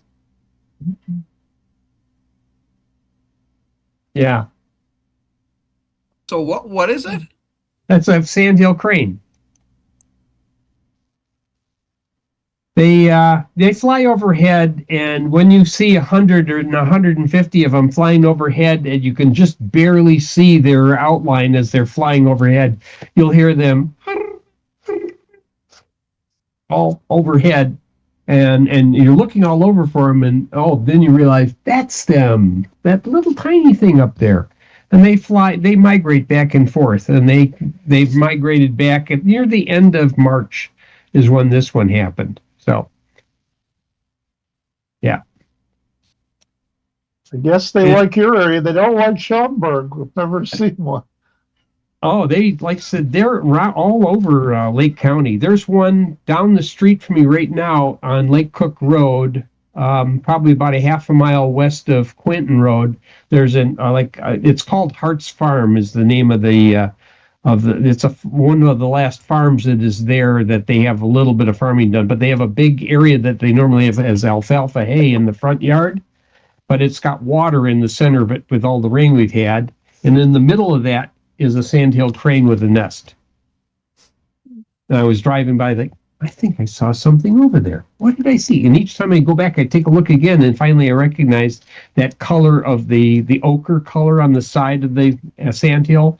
That's that is a female sandhill crane. And today when I was going by, I saw her standing over her nest. If they have nests on the ground, what about coyotes and that kind of thing? Well, you have to realize that thing has like about a 7-inch bill on it. And if he sits there and whacks you with it, he's going to puncture something. And after he sticks this bill into you, he's got air holes on the side of his nose that if you're on the side of him, you can look through one hole and see through the other hole to the ground below. So he can still breathe after he stabs you with this thing. But I've never had any of them try and do anything vigorous because they always wanted the peanut pieces. They said, aren't you worried about getting, stabbed by this thing? Like, no, not really. I mean, people are afraid of geese too, okay, until the goose recognizes you're not afraid of him. You might, he might be able to snap and snip at you or something like that, but you can grab his neck. And that's not good for the goose. I once had to help a couple gentlemen. We decided we were going to help a goose family get across Dundee Road in Palatine. Okay, and let me write that down. 28. And we went out to help because there was 5 goslings and the 2 parents, and they were trying to go across Dundee Road. And they were starting to go there, and each time they get to the edge, a truck would go by, and they'd run back and like, oh, this is not going to end well. So we went out there out of our meeting, and 2 of them blocked off traffic in one direction and the other, and they let me try and herd the geese. Well, the first thing you try and do is you try and herd the parents. That does not work. Herd the babies. So you herd the babies, and the parents are behind you and hissing behind you, but they followed. They just coaxed the babies all the way across 4 lanes of traffic to the other side, and then they all ran off into find the water, and they were happy. But I saw something that Sanford posted. Go ahead, talk, Sanford. You can. Oh, I know I could. I was just thought I'd drive us into a new direction, Sure, that's fine. but I don't want to take over your meeting. No, you could go. You be my guest. I have no Okay. problem with you. Well, Um, here, I'll share this screen here and just bring Okay. this up as a topic. And this is about the TP-Link routers that are being exploited by the APT28. Basically, this is the Russian hacking that's going on against TP-Link routers. And if you have any of these, it's advised that you do a reset on them and make sure they're updated with the latest firmware. But I could put a That link to looks this. like most of them, I think. Right. All their dual band and maybe tri-bands, the gigabit routers. Yeah. Some of the Yeah. are older ones. Yeah. I know that I think only Netgear. Well, Netgear is one of the ones that has been demonstrated to be non-compromised or something. I think they had a certification that I saw something recently. Mm-hmm. And I'm not sure if all Netgear routers qualify. A lot of it depends on whether or not you have things like remote access enabled. If you don't have remote access enabled, a lot of them are harder to exploit because they're getting in through the remote access port. Mm-hmm. I have disabled my remote access port on my Linksys because it wasn't worth the headache of trying to maintain that. And when I did have a software error, I think maybe the flash got corrupted. I had to back up to my previous Linksys router. I bought two of them as a pair when I bought them as refurbs, and I just had to put the second one back into service with a backup of the first one, and everything was fine. And then I reflashed the original one back, and it's now a backup as well. But yes, there's always a possibility with a foreign-made device that unless you've downloaded all of the open source and reflashed it yourself, I mean, that's the other option you can do. If you have a router that is supporting OpenWRT, you could put your own firmware into it, and that will keep it from being hacked. Yes, Sid. So are you saying my TP-Link that's running right here is not safe right now? Do you have remote access enabled? No. And then you're probably not as insecure as let on. But that AP, you may want to research to see how they are able to compromise it and whether or not you're utilizing it. Sometimes it will require you to use a VPN or remote access. Both of those are going around the firewall to prevent somebody outside from getting in. A VPN does that, goes around the firewall. Remote access does that by going around the firewall. Those are the two main ways you can exploit. Sid, if I've you're put- not aware put of a it, couple of the articles the FCC in the is chat. blocking all imports until they validate and certify that their equipment complies with the new FCC regulations. And Netgear has just gotten a limited exemption. Yes, that's what I think I read that. Yeah. Well, I did do a check, and there is an upgrade available for the firmware of this unit. Make sure you download it from TP-Link and not some other site. Yeah. Well, I'm in the TP-Link interface, so it specifically goes to TP-Link. So Security of device is one of the listed enhancements. Unless it's been compromised already, it goes to TP-Link. But if it's been compromised right now and you don't reset the router, it could be going anywhere. Well, the one thing that they used to compromise this was a type of DNS compromise.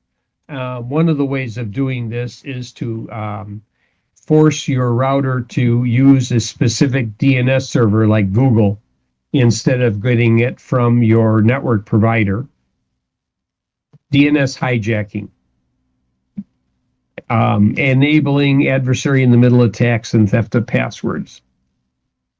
That's why you should also be looking at doing DNS lookup over an encrypted provider such as Cloudflare has a DNS encryption lookup so that not even your local ISP has any clue where you're going. Whereas if you don't have the encryption over that, every address you stick in that you want to go to is in plain text, and therefore the ISP knows every place you've gone. They sell that information.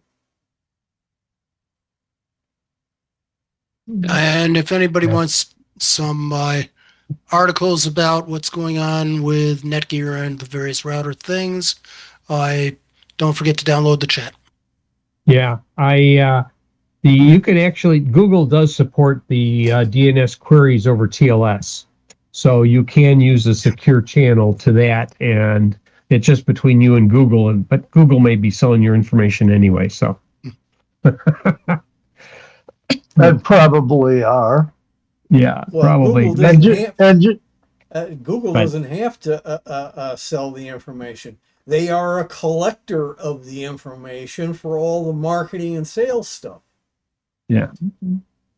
well, that is true. So just to add insult to injury, this upgrade for the router specifically says it will lose all data stored in the device as part of the update. Well, the one thing I'd probably, okay, so what is saved in your router that you would want to keep?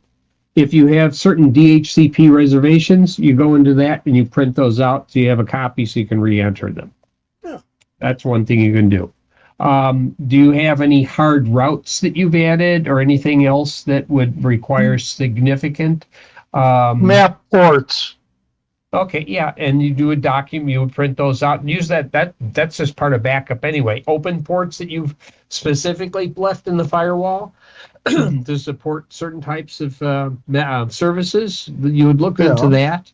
And let's see, what other good things would you want? And it, like I said, save of your WPA3 passwords and such, any of that kind of information you would want. But it's just like getting a brand new router again when they do that. So, yeah, the necessary evil when they do the upgrade. It's one way of forcing the upgrade and making sure that nothing bad has been kept along so they could be compromised again. Oh, But that's a possibility too. Interesting. Yeah, I looked at that thing, Sanford. It was talking about it like a DNS exploit. And like I said, DNS can be compromised too when you do a DNS lookup. It's impossible, but if you force it to look at the particular servers, then you're probably better off than just relying. But I'm not sure how they would be able to compromise some of those things if you're plugged into a Comcast cable modem, because Comcast usually wants to take their DNS server preference over yours. They're usually doing the 75, 75, 75, 75, as opposed to the 8.8.8.8 or 4.4.4. Oh, you have the DNS lookup to point your DNS at the Russian server? Yeah. everything here goes through Pi-hole.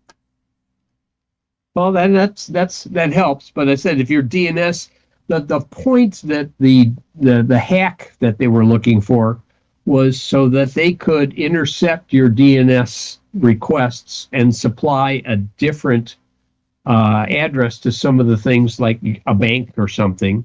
And you think you've logged into your bank when in fact it's pointing to some web page in Russia that looks just like your bank. And it's actually copying the bank's web page to you and just capturing your information while you log in, and then steps out of the way and boom. Oh, you just had an error. Did you really have an error? It just took your password. Of course, if it comes in, that's the thing, is that if it intercepts the man in the middle, it can make it look like its IP address is the right one who's logged on. So if you get a two-factor authentication to say it's still okay, and it thinks it's at your location, it's still compromised. Now they definitely have your password and they've logged into your account.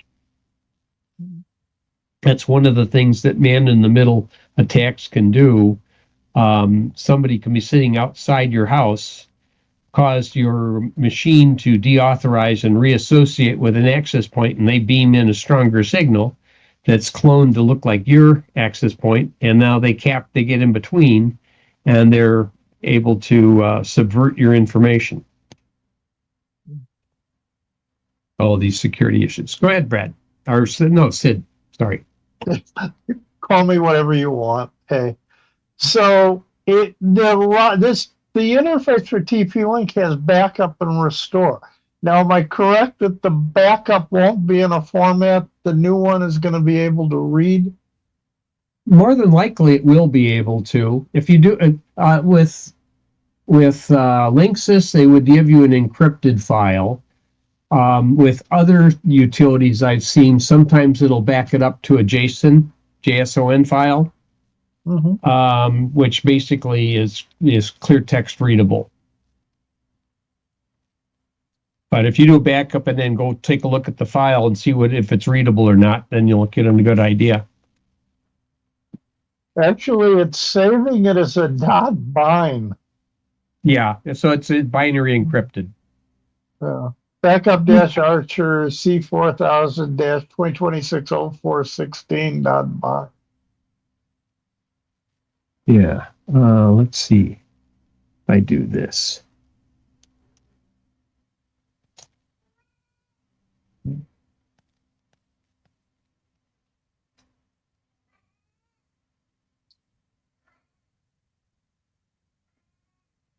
Okay, there we go. Good.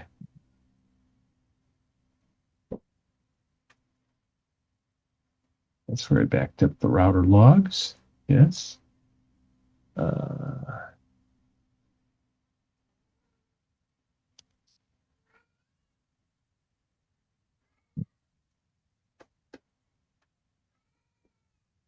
With Linksys, it makes them a CFG,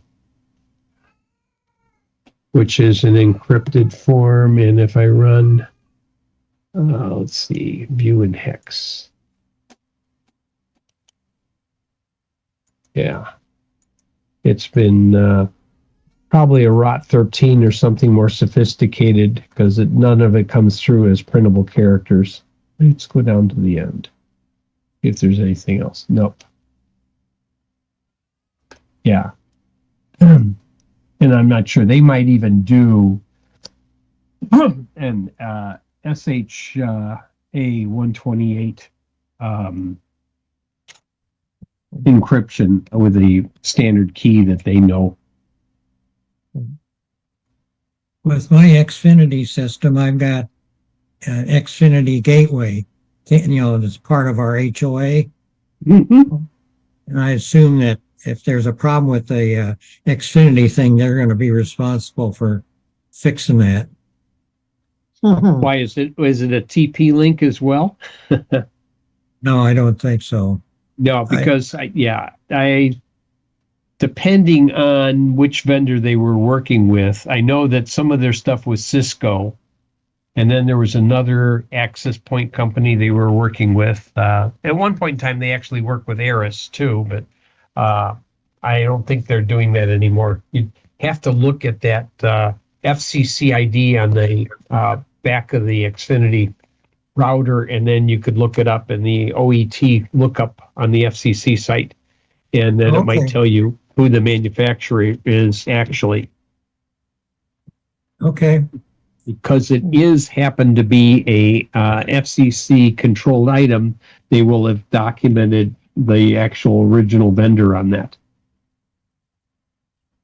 That's interesting. The TP-Link being compromised. Is that an instance of China working with Russia against us? Would be. Yeah, could be. Yeah. Although, let's see, who's the other one? The Korea, there was another one. Huawei is the other one that was out there that had switching fabric gear that they were very concerned about, that they may have baked in something to compromise things like core routers that could be used by the internet And if Huawei could get in and hack it and change the routing, they could disrupt the entire internet. So that's why some of those were not type accepted to be used in the US. The large switches, 10G and higher speed routers, which is usually, those are pretty pricey boxes. But I'll, like I said, I'm going to have to start playing with this other little, I did not try and open this managed switch yet to see whether or not there's anything of interest inside of it. It'll probably require cracking the plastic. It is a plastic case, however, no metal. It's all plastic and doesn't appear to have any sort of screws or anything on it. So it'll be one of these things that does not open nicely. But this is one of the unusual things on it. When's the last time you saw a switch, managed or unmanaged, only has a power cord on it and no plug-in on the side to provide the wall wart into it? So it actually has a short cable, two-prong cable on it. Yeah. And I think the other one that I got is, it's like most of my other Netgear and other type of switches that all have a wall power supply, and then that plugs in and provides power to the rest of the unit. There was something that also said like either it or its brother could be PoE powered from one of the other sources. So you could put this downstream somewheres, and if you had a PoE injector, you could provide power to it, and you plug it in on the Ethernet cable, and the PoE can inject power on it without disrupting any of the signals going to it as well. Usually that worked for, you could do 10 or 1,000 base with PoE. I don't think I happen to have one. Oh, here. That's what a PoE injector looks like. It's got a IEC 320 plug on the one end, and it's got a couple of RJ45 connectors. One upstream toward the device you're going to power, one downstream to the rest of the network. And this one is it's good for 15.4 watts. This is one of the original power over Ethernet injectors from probably about 25 years ago. Maybe not quite that far. It had to be 802.11g, so it would be after 2003. But they do make higher power over Ethernet injectors now. There's several different new specifications going from 15.4 to 30 watts to 45, and I think there's one as high as 60 or 90 watts as well. And they have different designations on it to power different equipment, but there's not too many things that need quite that much power to run. Sort of like USB adapters that can step up the power as needed to provide power to fast charge phones or run laptops. Okay, well, if everyone is happy with that, I'll find another topic. Sid, go ahead. Okay. Something that's driving me crazy and unrelated to what we've talked about. There is no way in the universe to understand AI charges for using AI. It is the ultimate black box. I asked the AI about how do I tell how much I'm using, and the AI said, there is no way for me to know. I don't have access to that information. No, the AI should have responded, if you need to know, I would be able to tell you. Right now, just pay the charges and move along. I'm serious, though. There's no possible way to know. You buy a pro plan with any of these guys. with Claude, with Perplexity, with any of them, there's no way to know how much usage you get because everything is based on some fake level, and then every level above it is a percentage of that fake level in the first place. So there's no base of what you get, and then there's no way to know what you get based on that. And it is just insanity. So with Claude, I have free level. Free level. So last night I asked it one question and it blew out my allotment for 5 hours. I have never ever exceeded my free chat GPT amount. So I don't know. I've never seen a charge or anything asked to, I'm sorry, you can't ask that yet. I don't use it a lot. I mean, I use it judiciously when I do want to use it, but I haven't seen any of the things that, I'm sorry, you need to go pro here, Ed. You're asking too many questions. It actually does tell you go into help on that. And help is an AI above the AI.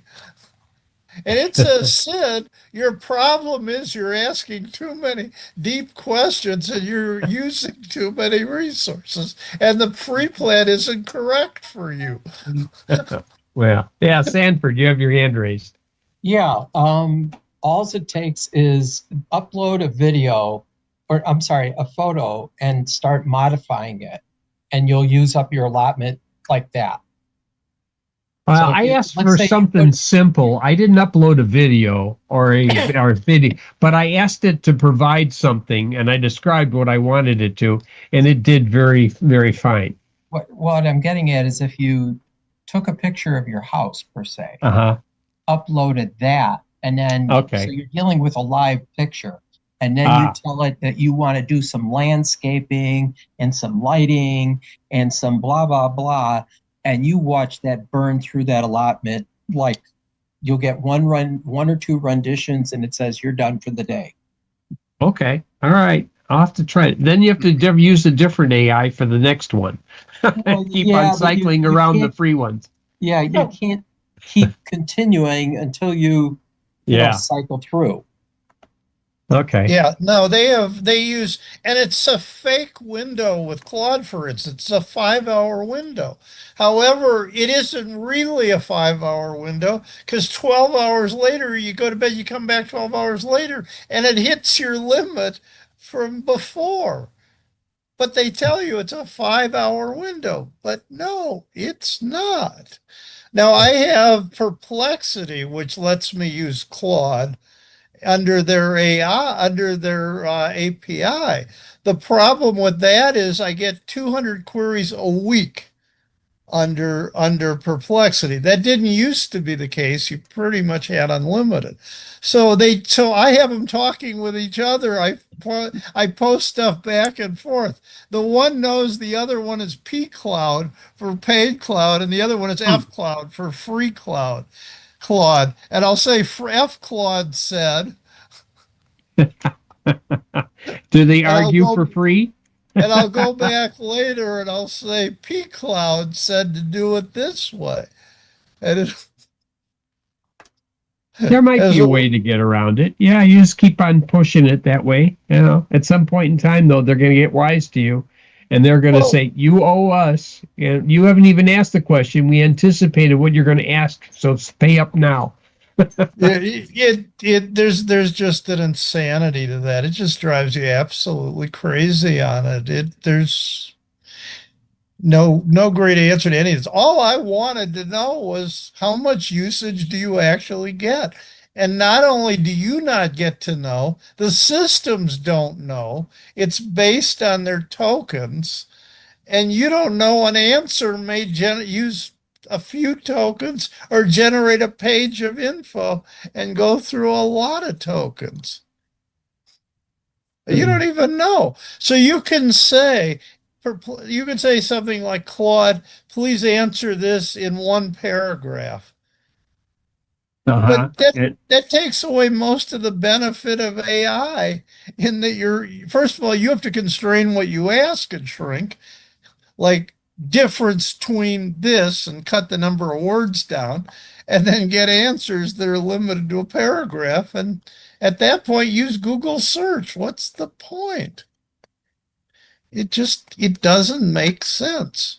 It's really weird.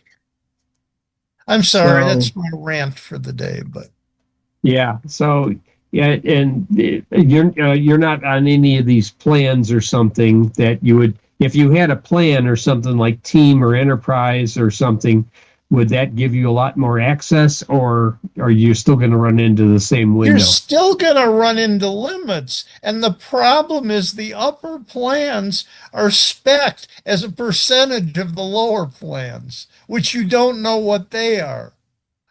So it'll say you get 5x more of this, but you don't know what the 1x is, Yeah. which is idiotic. So you don't know what the 1x, but you get 5 times that. Yeah. So I figured I'd set up a second Claude Free account because I can do that in a VM isolated and doesn't know about the other usage. Good luck. They require a phone number to validate. And not just any phone number. It can't be a VoIP number. It has to be a real number. And it Google can't Voice? be a Google Voice number. Nope. Yeah. Can't be a Google Voice number. Can't even be a regular. I have 2 lines with Xfinity, but it has to be lines that you can take a text code to. And those lines can't Oh, do they want that. cell phones now. Okay. Yeah. All right. Yeah.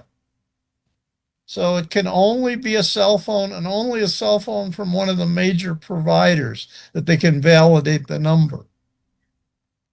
So it can't use any enterprise numbers for this. I wonder how they do this when they want to do that. If there was people that were trying to do this at a large business like a Motorola or an IBM or something, how do they do it? They must have a corporate licensing way to get around this, so you're not They- signing up for individual licenses. Yeah. They have a special server for that, for corporate, which then talks to the individual instances and authorizes it. Okay. I suppose if it's worth it, they figure out a way to do it. So, okay. Well, we've gone over our required length here. We think we We've had a good used all our meeting. tokens. We used all of our tokens tonight, I think, folks. So, thank you very much. I think we can go ahead and shut down the recording there, Tim. I'm going to shut this one down.